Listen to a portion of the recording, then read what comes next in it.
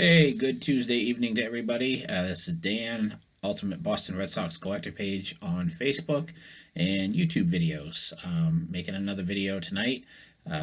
Unfortunately, don't really have anything to show in this video. Did not get anything in the mail today. I am expecting several things from auctions that I've won over the past week or so. So by the end of the week, I should have a good deal of that in my possession and ready to show off on a video. But tonight, I thought I'd take a little different approach. I am going to share some totals of my Red Sox baseball card collection. Now, I've broken it down into 5 categories with a grand total, and keep in mind that this grand total, I'm going to say safely, is plus or minus 50 cards. I do have a pretty accurate inventory, but I'm human. I might have missed some things as I'm entering, so I just wanted to give a little bit of a breakdown of my baseball card collection. And hopefully soon in another video, I will show how I store my cards and organize my cards. A lot of other collectors that I've been following and subscribing to have shown videos in the past of how they store and display their collections. So obviously you can see from behind me how I display my memorabilia, and my cards are a little bit different. It looks like a storefront when you walk in my basement, and that's usually the reaction that I get from people when they come in for the first time. So let's get to the totals here.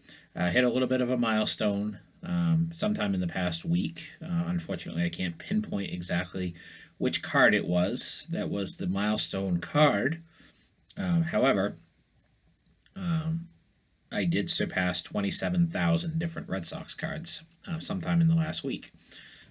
So as far as the breakdowns, I have base cards, insert cards, certified autograph cards, relics, and jumbo size cards. Now,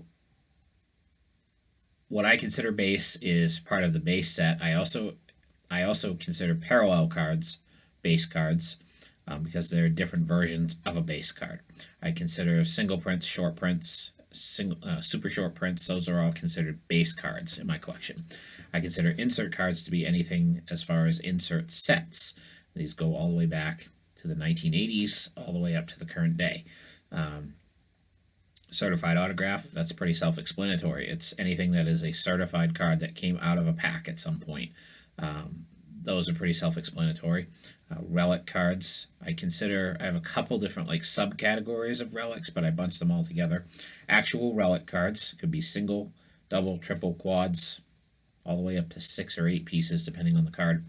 And I also consider things like Top Silk Collection that they made for a couple of years, manufactured patch cards, cards with pins on them, anything that has some sort of a relic or souvenir of some sort on the card. I consider that to be a relic card. And jumbo cards is a little bit more, I'm a little more temperamental on that. That doesn't include cards such as Action All-Star Donruss cards from 1983 to 1987, where they were the jumbo size. I do consider box toppers, the Topps cards that are issued that are numbered to 49, and the gold versions that are numbered to 10. Also, back in the late 90s, early 2000s, a lot of companies were making larger size cards as well that were inserted into the boxes, and sets that were considered like subsets that you could get the jumbo size cards of as well. So that's what I consider to be a jumbo card. Now, the individual category totals, I have 23,718 base cards. I have 2,303 insert cards. I have 428 certified autograph cards. I have 544 relic cards.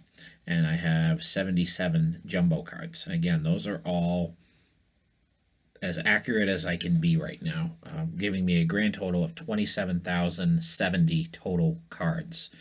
Now, a lot of collectors out there consider things like team photo sets and postcards and things like that are team issued an actual baseball card. I don't. I keep those separate in my memorabilia.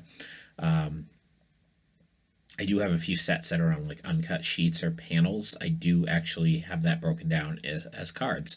So everybody probably does it differently. That's how I do it.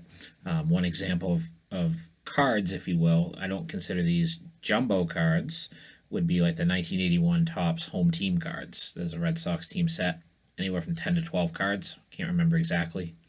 I don't consider those cards. Those are part of my memorabilia. Now, if I added all that stuff to my card total, that would technically be a jumbo card and would bring my total probably closer to 27.2, 27.3, somewhere around there. But I basically just have things that I consider part of my baseball card collection. So everybody would consider different things if they looked at my cards. So you don't consider that a card, you consider that memorabilia. I don't consider Perez Steel cards. I don't count those as cards. Those are memorabilia to me. I don't have those included. And Hall of Fame, yellow postcards. I have a dozen or so of those. I don't consider those cards. Sportscaster cards from the late 70s. I don't consider those cards. Those are part of my memorabilia. Starting lineup. I have every starting lineup figure ever made except for the Canadian versions of the Red Sox. And I have those all unopened in the other room. But I don't count those cards as part of my collection. I only have one starting lineup figure card in my loose in my collection. That's an '89 Ellis Burks. I can tell you exactly where it is in my album. I know for a fact that's the only one I have. That is part of this total, but all the other ones that are sealed up in packages, I don't consider those part of my collection. So part of my total, I should say.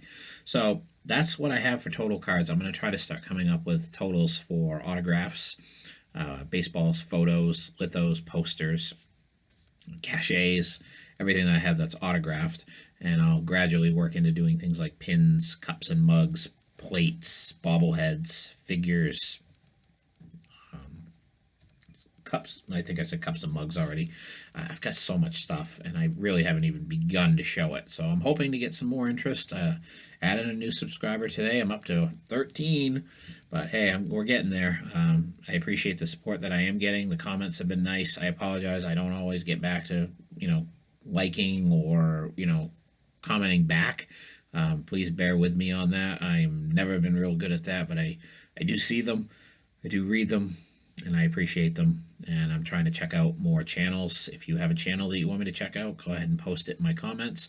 And hopefully you're subscribing to mine, and I will in turn return the favor and subscribe to your channel. So that's all I have for tonight. Pretty simple, boring video, but just, again, giving you some stats about my collection.